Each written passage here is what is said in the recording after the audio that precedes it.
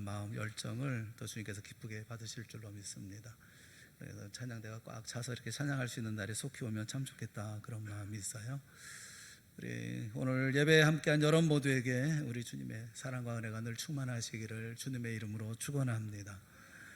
영국의 작가인 조지 엘리엇이라고 하는 사람이 그런 얘기를 했습니다. 인간에게는 5가지 감옥이 있다, 그런 얘기를 했어요.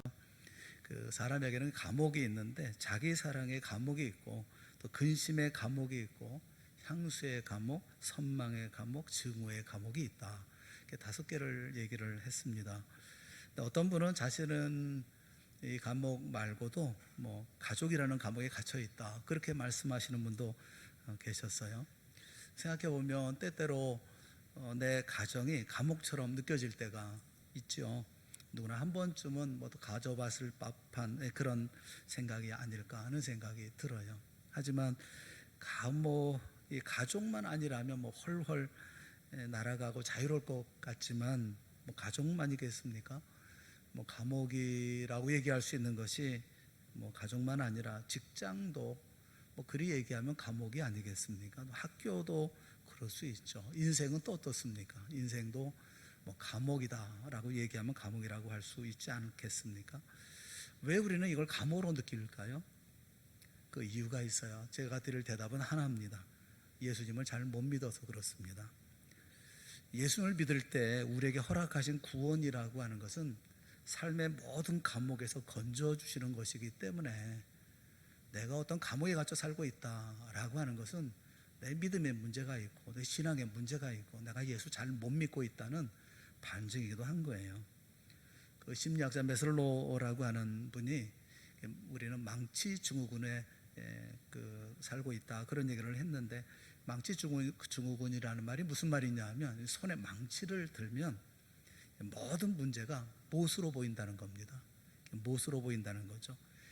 자기가 가지고 있는 망치로 다 이렇게 박아서 이렇게 문제를 없앨 수 있을 것처럼 보여지는 이 망치 증후군이라는 거예요. 이를테면 돈이라든가 권세라든가 또 명예라든가 지위라든가 나름의 영향력이 있잖아요.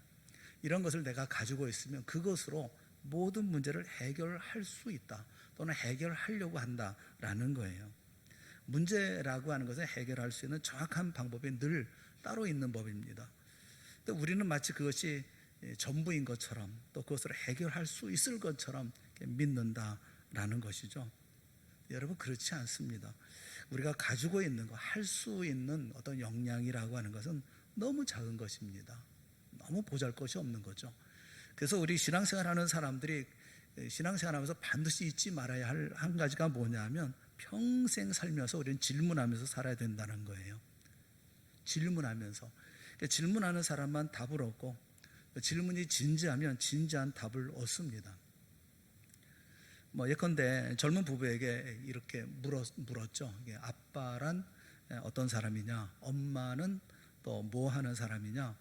아주 간단하고 쉬운 질문이지만 이 쉬운 질문에 선뜻 대답하는 젊은이가 많지 않다는 것입니다. 왜냐하면 이런 질문을 진지하게 생각해 본 적이 없기 때문에 그렇습니다. 질문이 없으면 답도 없죠. 많은 사람들이 그래서 준비 없이 아이를 낳고 엄마 아빠로 살아가는 것입니다. 이것은 기업인들도 마찬가지예요. 기업인들에게 물어도 마찬가지입니다. 크리스찬 기업인은 뭐냐, 누구냐, 어떤 사람이냐 물으면 막상 그 답변을 머뭇거리는 거죠. 나는 이 땅에서 크리스찬 기업으로 살아간다, 기업인으로 살아간다. 하나님께서 나를 믿고 맡기신 기업을 어떤 가치관으로, 그리고 어떻게 꾸려나가야 하느냐 하는 것에 대한 진지하고 구체적인 질문을 제기해 본 적이 없기 때문에 답이 없는 거예요. 질문을 제기하지 않았으니 답이 있을 까닭이 없죠. 대부분의 기업인들, 우리 크리스찬 기업인들도 세상에 있는 기업인들과 크게 다르지 않게 최소의 경비로 최대의 이윤을 추구하는 경제 논리를 뛰어넘을 수가 없습니다. 또 수단이 아닌 목적으로서의 경제 논리만을 가질 뿐이죠. 그것으로 기업을 통해서 복음의 정신을 구현해 나갈 수는 없는 거죠. 여러분 스스로 한번 진지하게 질문을 해보세요. 예수 믿는다는 게 뭔가? 나는 예수를 믿고 있는가? 또 예수 믿는 가정은 어떤 가정이어야 하느냐? 여기 스스로 진지하게 질문을 해보신 적이 있습니까? 내가 예수 믿는다는 건 어떤 거지? 우리 가정이 예수님을 섬기는, 예수님을 믿는 가정이라고 하면 어떤 가정이 되어줘야 하지? 여러분 스스로에게 질문해 보셨습니까? 이 시간 스스로에게 질문해 보시고 그 답을 알 수 있는 시간이 되어질 수 있기를 바랍니다. 오늘 그 말씀을 찾아보려고 하는 거예요. 사도 바울이 빌립보 감옥에 갇혔었죠. 복음을 전하다가 붙들려 매를 맞습니다. 그리고 한밤중에 신라와 함께 찬송을 합니다. 하나님께 찬양을 드리는데 지진이 일어나죠. 다 옥문이 열리고 창고가 풀어집니다. 간수장이 깜짝 놀라서 달려와서 보니까 옥문이 다 열려 있는 것입니다. 간수장은 당연히 죄수들이 다 도망갔을 것이다, 텅텅 비었을 거다 이렇게 생각하고 자결을 하려고 합니다. 그때 그런 그를 사도 바울이 붙잡죠. 내 몸을 상하지 말라, 우리가 다 여기 있노라. 간수장은 죄수들이 하나도 도망하지 않고 다 거기 있는 것을 보고 놀랍니다. 그리고 잘 대접을 하죠. 그때 성령께서 또 그에게 큰 감동을 주셔요. 그래서 구원에 대해서 갈급함을 갖게 하십니다. 그래서 이 바울에게 질문 묻지요. 선생들이여, 내가 어떻게 하여야 구원을 받으리까? 라고 묻습니다. 그 물음에 대해서 사도 바울이 유명한 대답을 합니다. 그것이 오늘 우리가 읽었던 본문이에요. 주 예수를 믿으라, 그리하면 너와 내 집이 구원을 받으리라 라는 말씀이에요. 이 원문을 우리가 좀 살펴보려고 합니다. 원문을 살펴보려고 하는 것은 원문의 의미를 정확하게 알아야 되겠기 때문에 그렇습니다. 여기 호이데 에이판, 그러므로 그들에게 말하되, 그들에게 그러므로 이제 말하는 겁니다. 말하면서 뭐라고 얘기하느냐 하면 피스테우손, 믿으라, 신뢰하라 라는 거죠. 에피톤, 큐리온, 예순. 그러니까 여기 큐리온이라는 말은 예수 그 주님이신, 주인이신, 나의 주인. 노예가 주인을 얘기할 때 큐리오스 이렇게 얘기하잖아요. 큐리온, 그러니까 나의 주인을, 그리고 예수를, 나의 주인 되신 예수를 믿고 신뢰하라. 카이, 그러면 소데세, 그러면 구원을 받는다는 거예요. 내가 구원을 받는다. 카이, 그리고 그러면, 그러니까 내가 예수를 믿으면, 그러면 내가 구원을 받고, 그러면 오이코스 소우, 너의 집이 구원을 받는다. 이렇게 말씀을 하고 있는 거예요. 이 어떤 말씀이냐 하면, 내가 예수를 믿으면 너 자신이 구원을 받을 것이다. 근데 거기서 끝나는 것이 아닙니다. 내가 예수를 믿으면 너의 집도 구원을 받을 것이다 말씀하고 계시는 거예요. 어떤 분이 그런 말씀을 하시죠. 저는 분명히 예수님을 믿습니다. 그런데 가족 중에 아직 예수를 믿지 않는 사람도 있는데요, 이렇게 말씀하실 분도 계실 거예요.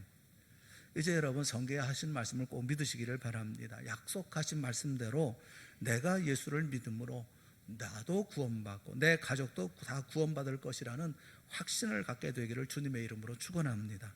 이게 성경이 약속하신 말씀이에요.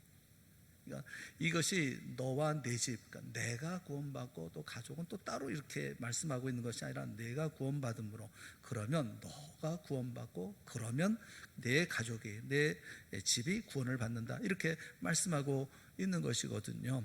성경에 하신 약속의 말씀이고, 이 약속의 말씀을 실제로 주님께서 이루시기 때문에 이 말씀을 믿어야 됩니다. 주 예수를 믿으라, 그리하면 너와 내 집이 구원을 받으리라. 이 말씀이 그냥 단순하게 온 가족이 교회에 다닌다, 이런 말씀, 이런 것을 의미하는 말씀만이 아니에요. 정말 구원받는다는 거죠. 정말 구원받는다는 것은 내가 구원받은 백성이 되고 우리 집이 하나님의 나라가 된다는 거예요. 우리 가정이 천국이 된다는 거예요.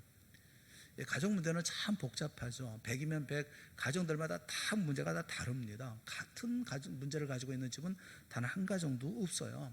문제가 다 복잡하게 다 여러 문제를 가지고 있죠. 그러나 답은 놀랍게도 단 하나입니다. 믿어지지 않을 정도로 아주 단순합니다. 그게 뭐냐면 주 예수를 믿으라는 거예요. 그러면 내가 구원받고 너의 집이 구원을 받는다라는 말씀이에요. 예수님을 믿으면 첫째, 내가 구원을 받습니다. 어느 부인이 집안에서 처음으로 예수를 믿었습니다. 근데 그 우상을 극심하게 섬기는 그런 집안이기 때문에 핍박이 이루 말할 수가 없었죠.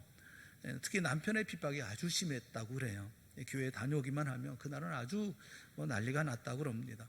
견디다 못해 결국 집을 나와서 삼각산 기도원으로 올라갔다고 그래요.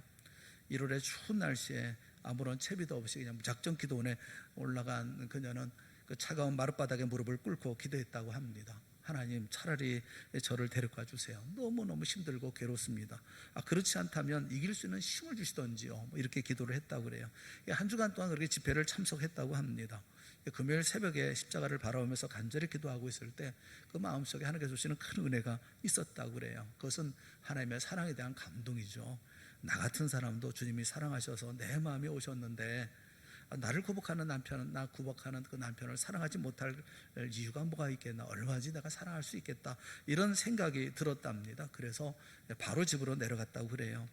남편이 그 아내가 일주일 만에 내려오면 그러면 참 반가워할 텐데, 이 남편은 나가려면 아예 나가지 왜 왔어, 뭐 이러면서 또 핀잔을 주더랍니다. 그런 남편이지만 손을 꼭 붙잡고 얘기를 했다고 그래요. 여보, 나를 구박해서 너무너무 고마워요. 덕분에 내가 기도원에 가서 말할 수 없는 은혜를 받고 왔어요. 그리고 눈물을 흘리면서 말했답니다. 나만 이 좋은 예수님을 믿을 수는 없지 않겠어요? 남편이 그 아내를 보면서 어이없어 했다고 그래요. 이후에 그녀는 정말 지극정성으로 남편을 사랑하고 섬겼답니다. 어느 주일날 갑자기 남편이 외투를 찾더라는 겁니다. 외투를 달라. 그래서 뭐 어디 가시게요? 물어보니까 묻는 아내에게 남편이 뭐라고 얘기하느냐면 오늘 교회 가려고.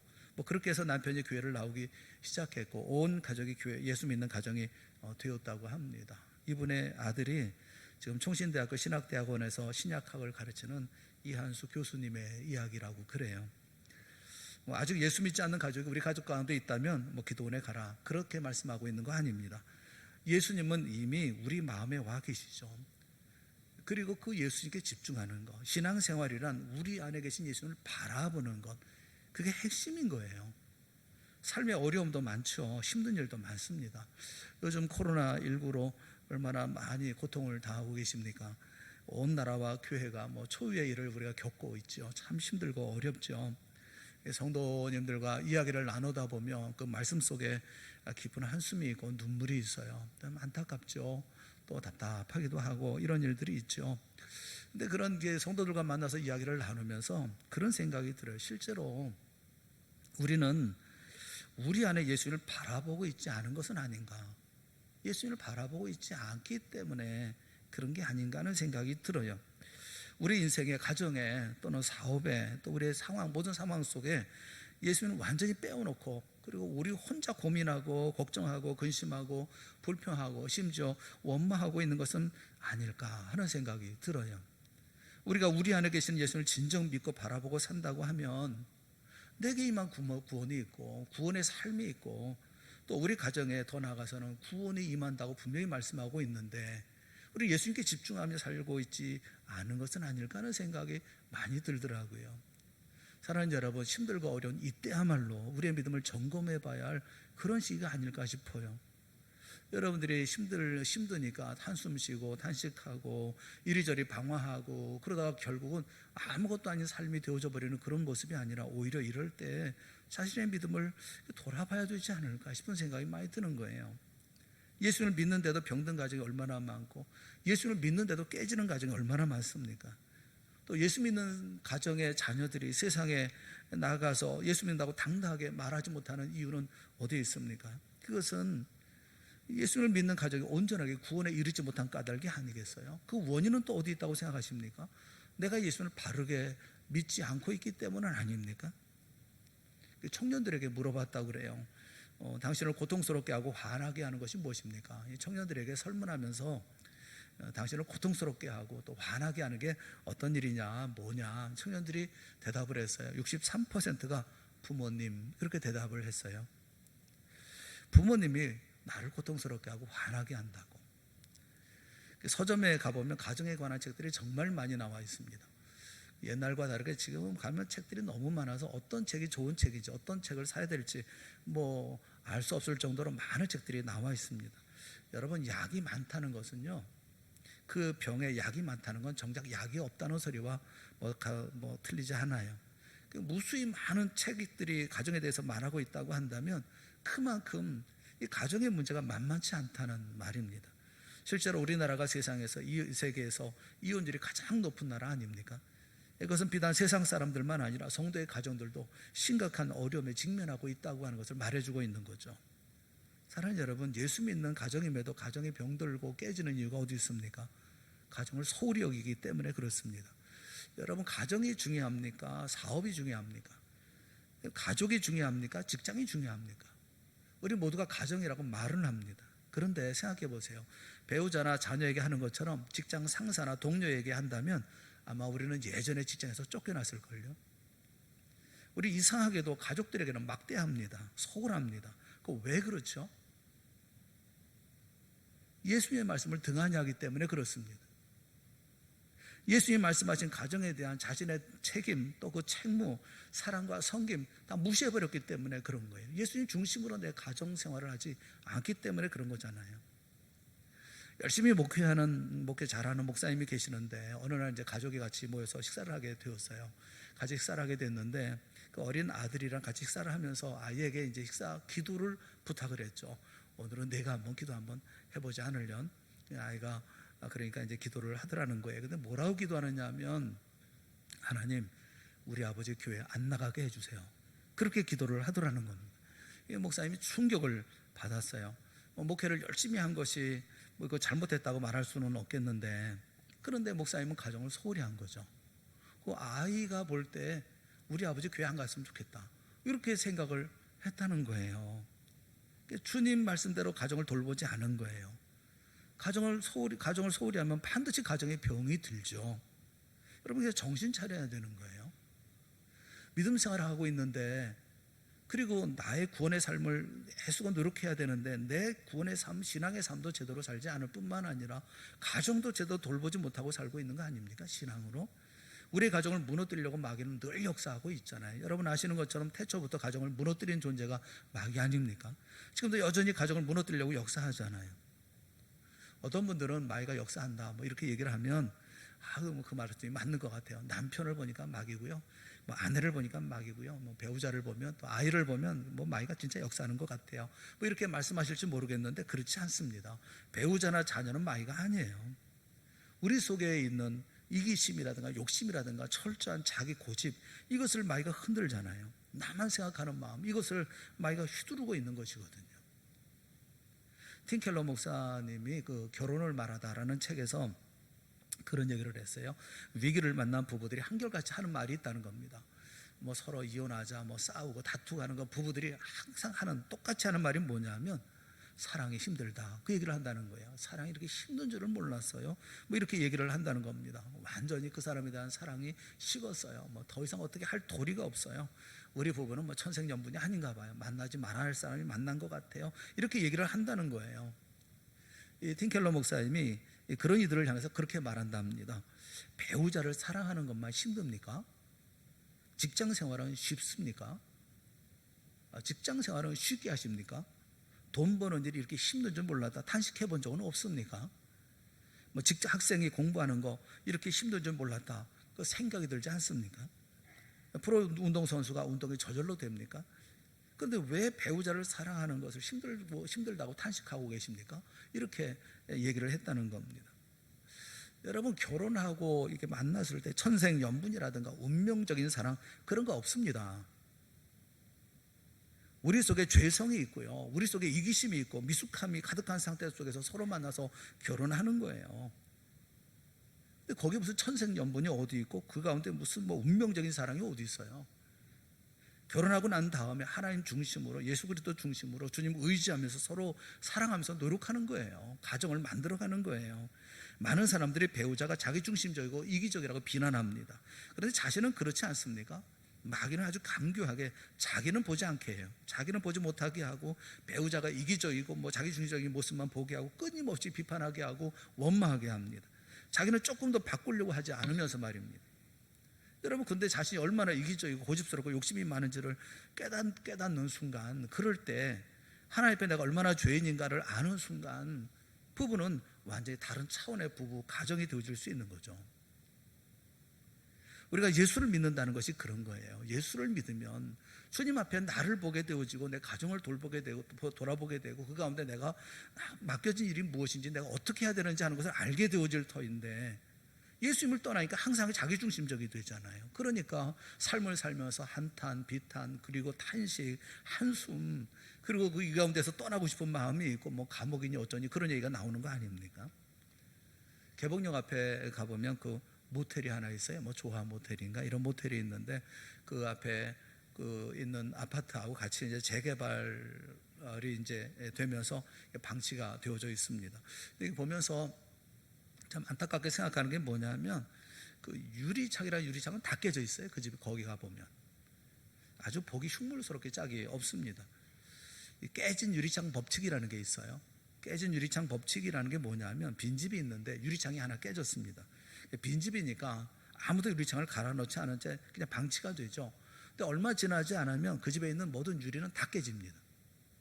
하나가 깨진 거 그냥 내버려두면 그 집의 유리창마다 다 깨져버려서 나중에 그 집은 폐허가 되어져 버리고 맙니다. 가정도 똑같아요. 온전한 가정은 유리창 하나만 깨지면 금방 갈아 끼웁니다. 그래서 집이 언제나 평화가 유지되죠. 부부 사이에, 부모와 자녀 사이에 문제가 생기면 급하게 대책을 세웁니다. 시간이 걸려도 반드시 해결합니다. 그런데 깨진 유리창을 그대로 방치해 두면 마이가 놀러 오는 거예요. 사람들은 그런 얘기 하잖아요. 우리 가정만 그런가? 문제 없는 가정이 어디 있어? 다 그렇게 사는 거지. 남들도 다 그런데 마귀한테 속는 겁니다. 혹시 여러분 집안에 창문이 하나 깨졌습니까? 내버려 두면 가정이 완전히 망가져 버리고 마는 거예요. 그게 정신 차려야 하는 겁니다. 가정에 문제가 있습니까? 그러면 철저하게 자신을 돌아봐야 돼요. 나는 정말 주님만 의지하고 살고 있는가? 내 안에 주님이 이 모든 일에 역사하실 것이라는 믿음을 내가 가지고 있는가? 자신을 살펴야 되는 겁니다. 그런데 우리는 온통 다른 생각에 사로잡혀 살거든요. 하나님의 말씀은 귀에 들어오지 않고 하나님은 내 사정을 모르는가 봐, 뭐 이렇게 원망만 잔뜩 하고 그냥 마음에 가득한 이런 마음만 가지고 살거든요. 그러니까 세상 향해서 원망만 하고 살잖아요. 중요한 것은 예수 믿는 마음이 중요한 거예요. 예수님 중심의 삶을 사는 사람들이 왜 예수님 중심으로 안 살고 사람 중심으로 살고 상황 중심으로 삶을 살아가냐고요. 우리 주님은 나와 나의 가정을 나보다 더 잘 아시는 분입니다. 예수님이 내 마음에 계신지 분명히 여러분 알고 믿고 계십니까? 주님께서 나와 함께 계시다는 사실을 여러분 분명히 믿으십니까? 어떤 분은 그런 얘기를 해요. 네, 그렇게 들었습니다. 이렇게 말하는 분이 계세요. 그렇게 들었대요. 여러분에게 집에 부모님 계십니까? 그러면 집에 계신다고 그렇게 들었습니다. 이거 대답하십니까? 예수님이 내 마음에 계신지에 대해서 물어보면 애매하게 이야기하거든요. 예수님이 내 마음에 계신다고 배웠습니다. 그렇게 들었습니다. 그래서 나도 그렇다고 믿습니다. 많은 분들이 그렇게 내 마음에 계신다는 사실에 대해서 아주 애매하게 생각하고 아주 애매하게 믿어요. 여러분, 그렇게 믿으면 아무것도 되는 게 없어요. 아무 일도 일어나지도 않고 아무런 역사도 나타나지 않습니다. 주 예수를 믿으라, 그렇게 말씀하고 있잖아요. 예수 그리스도를 믿어야죠. 여러분은 정말 예수님을 믿습니까? 하나님이신 예수님을 정말 여러분 믿고 살아가십니까? 요한복음 15장 5절에 보면 이렇게 말씀해요. 나는 포도나무요 너희는 가지라. 그가 내 안에 내가 그 안에 거하면 사람이 열매를 많이 맺나니 나를 떠나서는 너희가 아무것도 할 수 없느니라. 나를 떠나서는 너희가 아무것도 할 수 없어요. 예수님 떠나서 할 수 있는 게 뭐가 있겠어요? 이 말씀을 좀 더 구체적으로 설명한 게 요한복음 15장 7절에 있는 말씀이에요. 요한복음 15장 7절에 있는 말씀을 우리 다 같이 읽어봅시다. 시작. 너희가 내 안에 거하고 내 말이 너희 안에 거하면 무엇이든지 원하는 대로 구하라. 그리하면 이루리라. 아멘. 나는 포도나무요 너희는 가지. 예수님에게 가지처럼 붙어있는 그런 삶이 좀 더 설명하면서 너희가 내 안에 거하고, 그러니까 우리가 예수님 안에 들어가는 거죠. 내 말이, 그러니까 예수님의 말씀이 너희 안에 거하면, 그러면 무엇인지 원하는 대로 구하라. 예수님께 구하면 그러면 이루리라. 그렇게 말씀하고 계시는 거예요. 예수님께 접붙여 있는 그런 정도가 아니라 우리가 예수님 안에 들어가면, 또 예수의 말씀이 내 안에 있어서 그 말씀을 가지고 예수님 앞에 간구하면 그리하면 이루리라 말씀하고 계시는 거예요. 여러분, 우리 모두는 예수 믿는 사람 아닙니까? 예수님을 주님이시라고 고백하시면 그 고백은 예수님이 내 안에 계시기 때문에 가능한 거예요. 고린도서 12장 3절 말씀에 보면 그러므로 내가 너에게 알리노니 하나님의 영으로 말하는 자는 누구든지 예수를 저주할 자라 하지 아니하고 또 성령으로 아니하고는 누구든지 예수를 주시라 할 수 없느니라. 성령으로 하지 않으면 예수님을 주님, 예수님 하고 부를 수가 없다는 말이에요. 성령께서 우리 안에 오셨기 때문에 하나님을 아버지라고 부르고 기도할 수 있다고 말씀하고 있어요. 우리가 찬송하잖아요. 말씀을 듣잖아요. 은혜를 받잖아요. 우리 안에 하나님의 영이 임하셨기 때문에 우리가 이렇게 은혜를 받는다. 우리가 말씀에 찔림을 받는다. 그리고 우리가 이런 도전을 받는다. 이렇게 말씀하고 있는 거예요. 사랑하고 용서하는 마음이 생기는 거, 하나님의 자녀이기 때문에 그렇습니다. 새벽 기도하지 않고 11조 드리지 않고 주일 지키지 않고 전도하지 않으며 마음이 괴로운 거, 역시 성령을 마음속에 모신 성도들이 그런 거예요. 우리는 주님의 함께 하심을 다 누리고 있는 사람들입니다. 예수님 내 마음속에 오시는 확실히 알고 주님을 바라보면서 너와 내 집의 구원을 받으라는 약속의 말씀이 이루어져야 할 사람들이거든요. 미국의 그 LA의 애너하임시 한복판에 약 13,000평의 대지 위에 교회를 건축한 그런 교회가 있어요. 그 교회 건축이 약 126억이라고 하는 건축비를 들여서 그 건물을 지었다고 그래요. 그 교회는 오랜 시간 동안에 이제 이 교회를 건축하기 위해서 기도를 해오다가 1차 헌신 주일을 이제 준비하면서 1차 헌신 예배 때 이제 헌금을 드리는 거죠. 그래서 교인 900여 명이 한 주일에 주에 모여가지고 하나님 앞에 예배하고 그리고 헌금을 드렸는데 그때 나오는 헌금이 약 80억 정도가 헌금이 나왔다고 그럽니다. 헌금을 드리고 이제 건축 일정을 위해서 우리 통성으로 기도합시다. 성도들이 다 기도하는데 뭐 기도가 끝이 나지 않더라는 거예요. 막 울면서 통곡하면서 기도하는데 이 기도가 끝이 나지 않더라는 거예요. 이 기도를 인도하던 목사님이 교인들이 기도를 끝나기를 이제 기다리고 서 있는데 맨 앞자리에 가슴을 치면서 기도하는 몇 분 집사님의 기도 소리가 들려오더라는 겁니다. 그분들이 가슴을 치면서 기도하면서 하나님, 내가 더 드리고 싶은데 드릴 것이 없어요. 가슴을 치면서 기도하더라는 거예요. 성전이 완공된 다음에 그래서 그 건물, 그 교회의 건물 이름을 미러클 컴플렉스라고 이렇게 줬다고 그래요. 기적의 땅, 기적의 건물, 그렇게 명명했다고 합니다. 저는 우리 교회가 이런 교회가 되었으면 참 좋겠어요. 저는 우리 성도님들이 모두 이런 성도님들이 되었으면 좋겠습니다. 여러분, 우리 안에 예수님이 계신 것이 얼마나 놀라운 은혜인지 알아야 합니다. 하나님이 우리를 보고 하나님의 자녀라고 인정하시는 이유는 우리 안에 예수님이 계시기 때문에 그래요. 하나님이 우리의 길을 열어주시며 함께 하시는 이유는 우리 안에 예수님이 계시기 때문에 그렇습니다. 하나님이 비록 힘들고 어려운 길이지만 이 길 끝에 우리에게 반드시 복을 내려주시는 이유는 우리 안에 예수님이 계시기 때문에 그렇습니다. 하나님이 나를 마지막까지 그리고 영원토록 사랑하시는 이유는 우리 안에 예수님이 계시기 때문에 그런 거예요. 금강을 찾아가는 광산업자는 그 돌덩어리 안에 이제 금을 보고 돌을 캐잖아요. 돌에 금이 얼마나 포함되어져 있어야 채산성이 맞느냐, 그 부분에 대해서 이 광산업자가 얘기하면서 그 돌이 있는데 돌에 그 금이 0.6%만 포함되어져 있어도 채산성이 있다고 그래요. 그럼 그 돌을 캐가지고 거기서 금을 채취한다는 거예요. 여러분, 내 안에 금과 같은 예수님이 0.6%가 아니라 0.1%만 계셔도 나는 하나님의 자녀가 분명합니다. 그러면 하나님의 자녀답게 삶을 살아야죠. 내가 구원받은 삶을 살고 내 가정이 구원받는 삶을 살아야 되는 건 안 되겠어요? 내가 예수님 믿으면 나의 집도 구원을 받습니다. 어떤 목사님 저희 집은 어떤 분이 목사님 저희 집은 모두 구원받았습니다 이렇게 말씀하실런지도 몰라요. 그 말은 가족이 모두 교회에 등록했고 세례받았고 주일 예배에 참석하고 있다는 뜻일 것입니다. 참 감사할 일이고 축하할 만한 그런 일이죠. 근데 성경이 말씀하고 있는 구원은 단순히 교회에 나오는 성도가 되었다, 이걸 말씀하고 있는 것은 아니에요.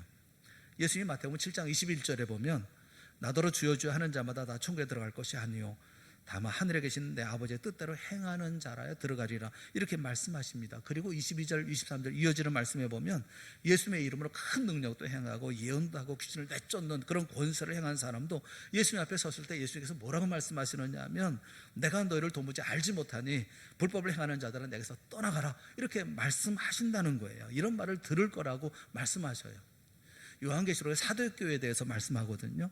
이 사도교회에 대해서 요한계시록 3장 1절 2절 말씀해 보면 내가 내 행위를 아노니 내가 살았다 하는 이름을 가졌으나 죽은 자로다, 그렇게 말씀하셔요. 살았다 하는 이름을 가졌으나 죽은 자로다. 그러니까 사도교회는 예수님 보시기에 죽은 교회예요. 그런데 놀랍게 주변에 있는 많은 사람들은 살았다, 이렇게 이름을 붙여주고 있다는 거예요. 우리 가정도 다른 사람 눈에는 다 구원받은 가정으로 보일 수 있어요. 근데 주님이 보실 때는 다를 수 있습니다. 어떤 가정이 정말 구원받은 가정입니까? 어떤 가정이 구원받은 가족입니까? 온 가정이 예수를 분명히 바라볼 때 그 구원받은 가정이거든요.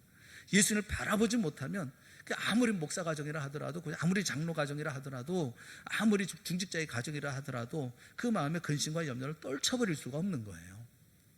예수를 바라보지 않으면 누구든지 그 속상한 마음, 원인 모를 허탈감, 우울감, 죄책감, 신경질, 짜증, 혼란스러움, 여기에 마음이 묶여버리고 말거든요. 이런 것을 온전한 구원이라고 말하지 않습니다.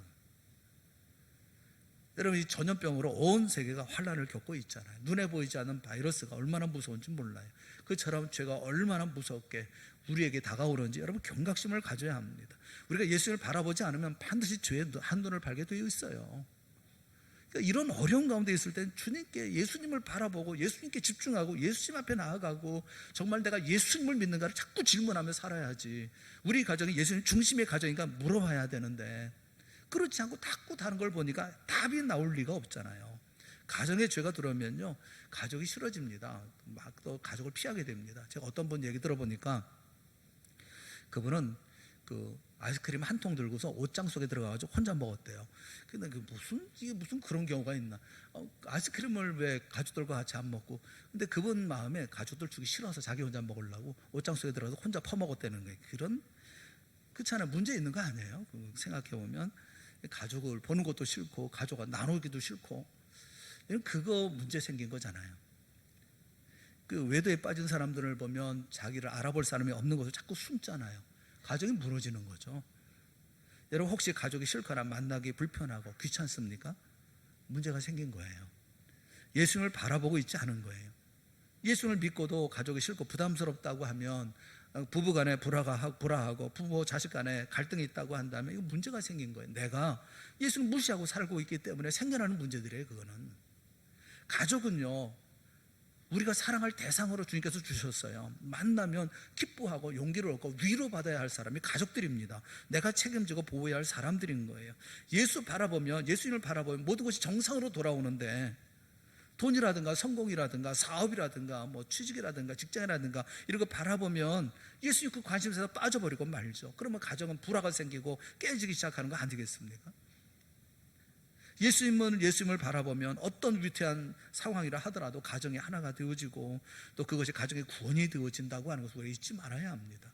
그러니까 가정에 문제가 생기고 여러 상황에 문제가 생기고, 그래서 우리가 문제가 생긴 게 아니라 예수님을 바라보지 않고 우리가 예수를 믿지 않기 때문에 생겨나는 문제라는 것을 말씀드리는 거예요. 지금 데살로니가전서 5장 10절에 있는 말씀을 우리 같이 한번 읽어봤으면 좋겠어요. 데살로니가전서 5장 10절 같이 볼까? 시작. 예수께서 우리를 위하여 죽으사 우리로 하여금 깨어있든지 자든지 자기와 함께 살게 하려 하셨느니라. 아멘. 예수님이 우리를 위해서 십자가에 죽으신 이유는 우리가 깨어있든지 잠을 자든지 늘 주님과 함께 살게 하시기 위해서, 그래서 십자가에 죽으셨다, 그렇게 말씀해요. 그래서 24시간 매일 매사 예수를 바라보는 삶을 살라는 거예요. 59세 된 집사님이 계셔요. 이 집사님이 이제 나이가 젊죠. 59세면 지금 젊잖아요. 횟집을 하고 계시는 집사님이십니다. 그런데 작년에 폐암 판정을 받았어요. 다른 수술하다가 이제 폐암을 이제 발견하게 되고 이제 폐암 판정을 받게 됐습니다. 조심스럽게 이제 생활을 하고 있습니다. 폐암이라고 그러니까 또 치료하고 이제 그러면서 이제 생활하다가 며칠 전에, 얼마 되지 않았어요. 며칠 전에 의사한테 물어봤대요. 자기 병에 대해서 좀 솔직하게 말해달라. 그래서 이제 물어봤다고 그래요. 뭘 물어봤겠어요? 앞으로 몇 년이나 더 살지, 내 인생이 얼마나 남았는지 알려달라, 이렇게 얘기를 했다고 그래요. 그랬더니 그 의사가 얘기를 해주더랍니다. 당신이 앞으로 살 날이 앞으로 3년, 길면 5년 이렇게 살 거라고 얘기를 하더랍니다. 그 말을 듣는데 많이 마음이 속상하더라는 거예요. 앞으로 3년 살고 5년밖에 못 살고, 길게 살아 5년이니까 얼마 남지 않았잖아요. 마음이 많이 상했는데 병원 문을 나서면서 그런 마음이 들더랍니다.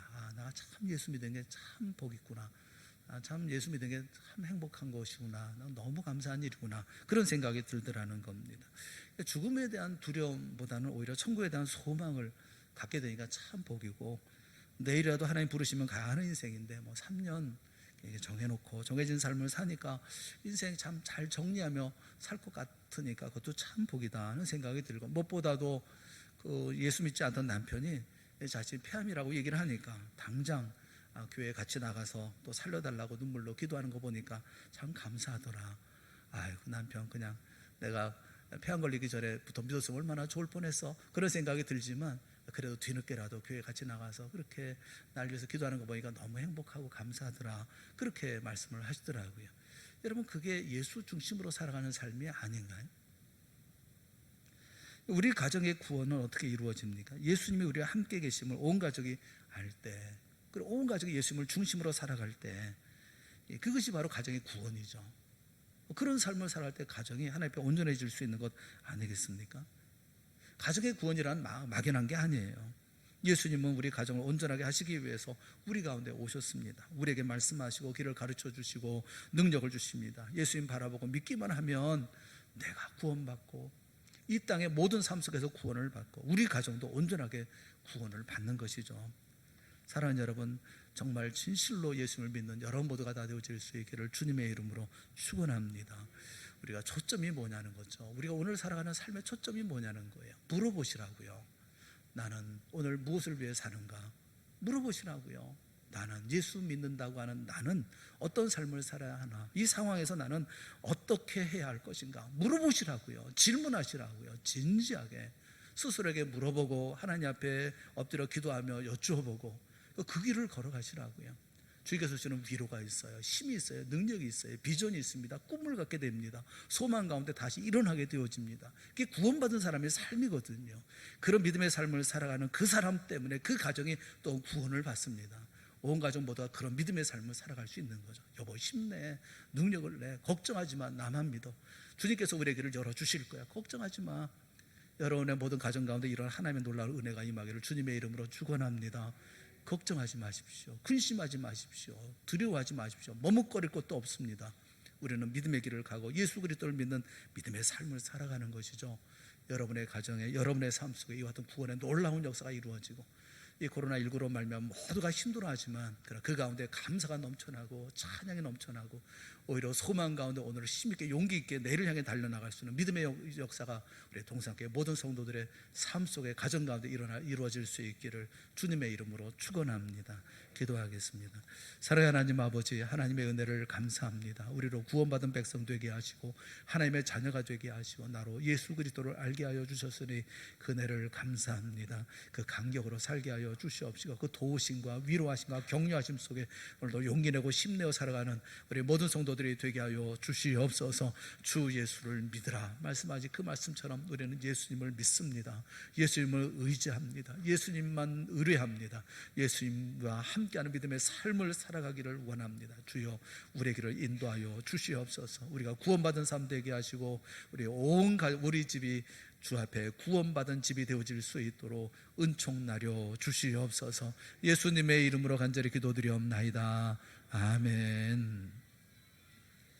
우리 다 같이 자리에서 일어나셔서